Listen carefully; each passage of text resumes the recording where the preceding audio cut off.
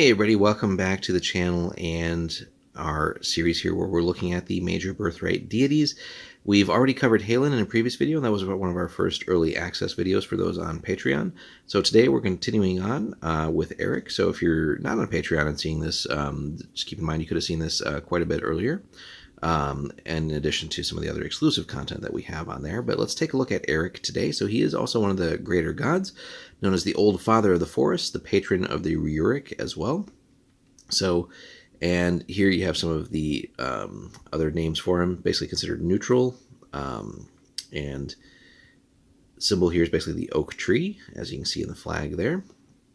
So Erik is the guardian of the wilderness, the protector of the forest, and the patron of Cerullia's animals.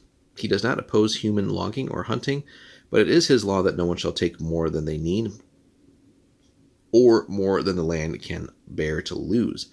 Now, Erik was, all the way back in ancient history for this, he was a Rjuvan warrior in the entourage of Rainier at Mount Deismar, and he still considers the Rjurik to be his people. So, Erik loves to walk the forests of Cerullia in the guise of an old man with a wood bark skin and a green mossy beard. So think of almost like the Green Knight, somewhat in that sense, if you're familiar with that Arthurian story. But in this form, he is the equivalent of a 20 hit dice treant with the spell abilities of a 20th level priest. So, not somebody you want to ideally mess with. No natural animal also can be driven to attack him. So there's that too. So it just eliminates a lot of potential types of attacks where you try to send animals or steer animals to attack someone. So he is pretty formidable there, just like Halen and really all these gods. But yeah, that's pretty powerful. Now, the cool thing that Birthright offers with this is all these gods without having to get into like any other expansions or anything. So this is all core box still.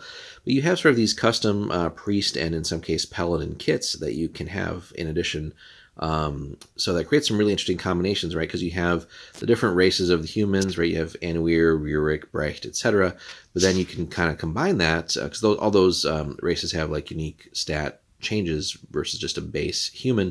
But then you kind of combine that too with these different priest or paladin kits, and you get so just lots of potential interesting combinations, right?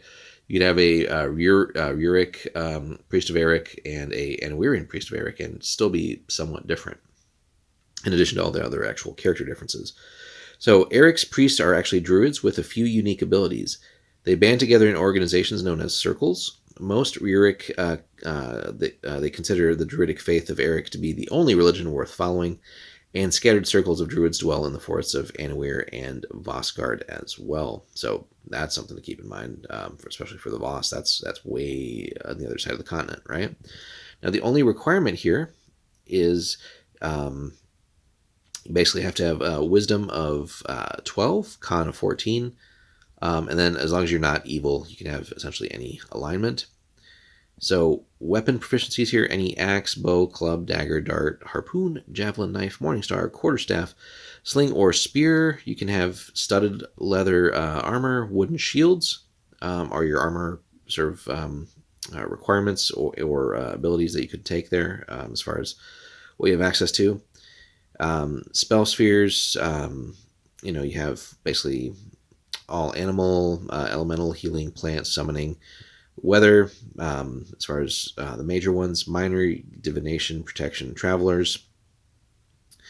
And then, so basically, some of the special powers you get here as well. So as a druid, you get move silently, hide in shadows, and animal empathy as a ranger.